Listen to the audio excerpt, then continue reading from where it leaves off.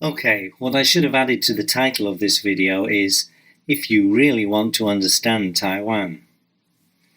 You may be thinking that there's plenty of news available in English in Taiwan, and that's true, or at least there's a lot more than there used to be.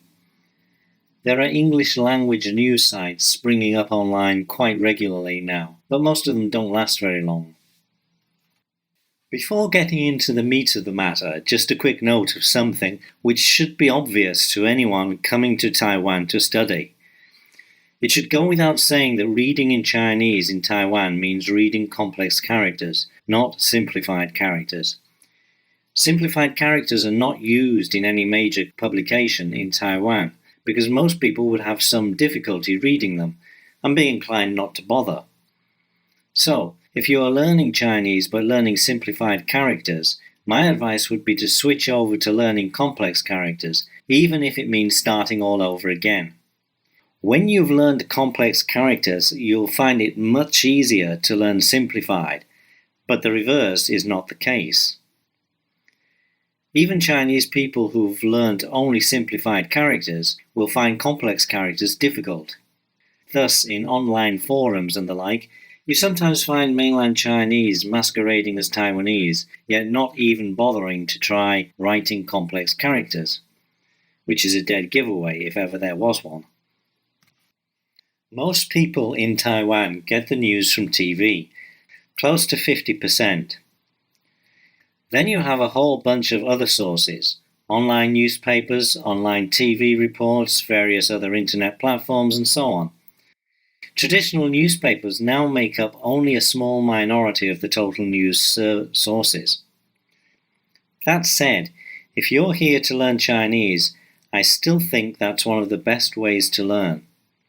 Certainly, you should watch TV if you can, but preferably do so on a computer where you can make a recording of the TV reports and revise them later.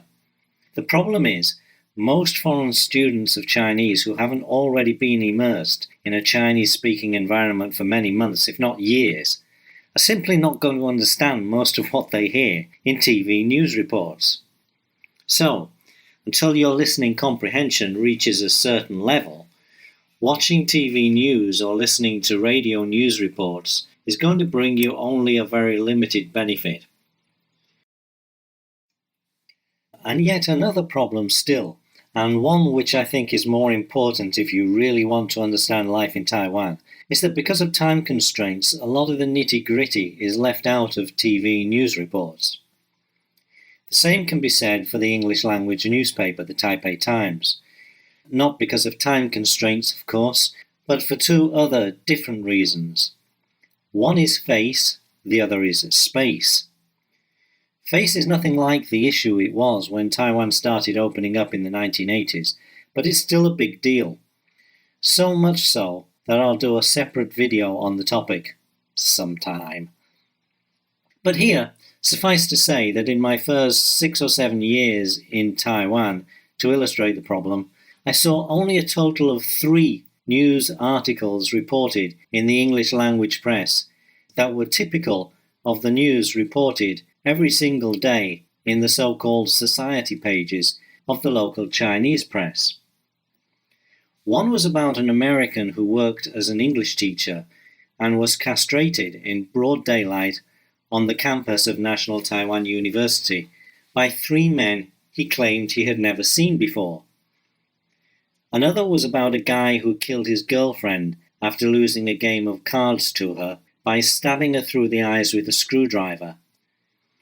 And the third was about a high school student who, after being subjected to a mocking comment by a doorman at the apartment building where he lived, went away and fetched a couple of friends to help him douse the doorman with petrol and set him alight.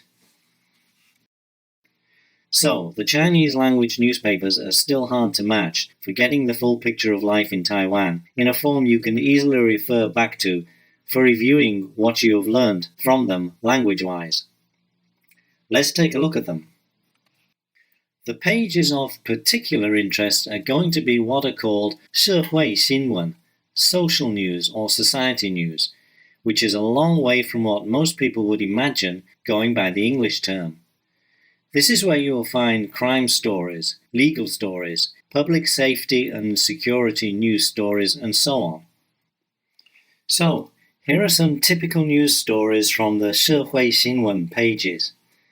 These are all from a couple of weeks, about 4 years ago, but only because I'm a bit slow at getting these Taiwan Insider videos done. I can assure you, you'd see very similar stuff if you looked at tomorrow's newspapers. Reports like these could really have been from any time in the past 38 years that I've been here, and I strongly suspect reports like these will be published for many, many more years to come. And here's the usual stuff about road safety, or lack of the same. I won't go into any of that here, as the topic is just too big. I may do a separate video on it. In fact, one video would probably not be enough. Now let's have a closer look at some of these reports. This one is about a case reopened from 22 years previously after a secret witness reported that the victim, a 17-year-old betel nut stand worker, was murdered and her corpse burned in woodland by one of the guys who ran the stand, only because he suspected she was going to report him to the police for taking drugs.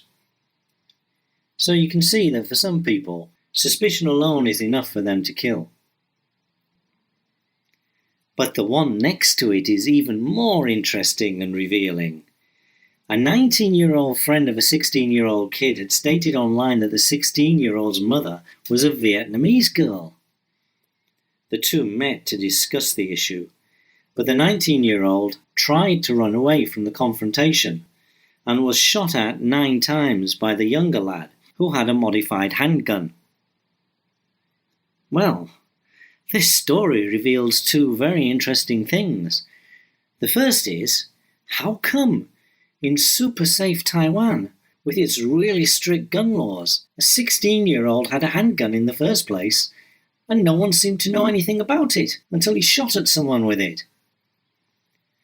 The second is, isn't Taiwan the discrimination-free utopia where people of all races and ethnicities live alongside one another in perfect harmony?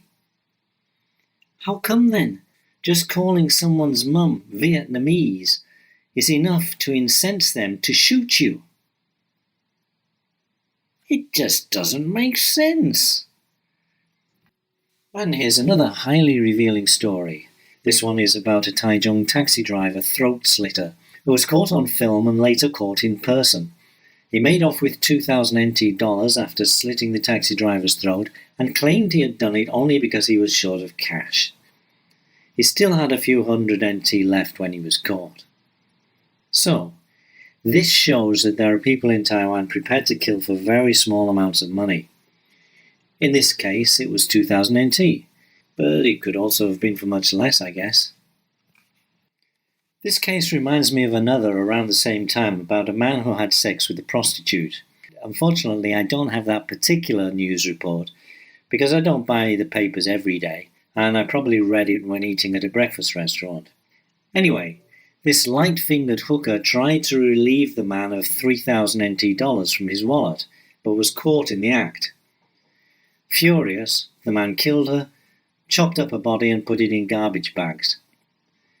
He was apparently so incensed he did almost nothing to hide his tracks, and simply dumped the remains of her body in one of those large refuse containers you find at apartment buildings or gated communities.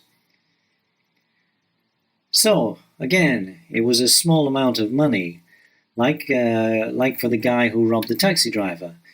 But in this case, we have the issue of face involved. Originally, I collected a bunch of news reports covering several weeks in 2020, but there's no way I could even introduce the many and varied crime stories they cover.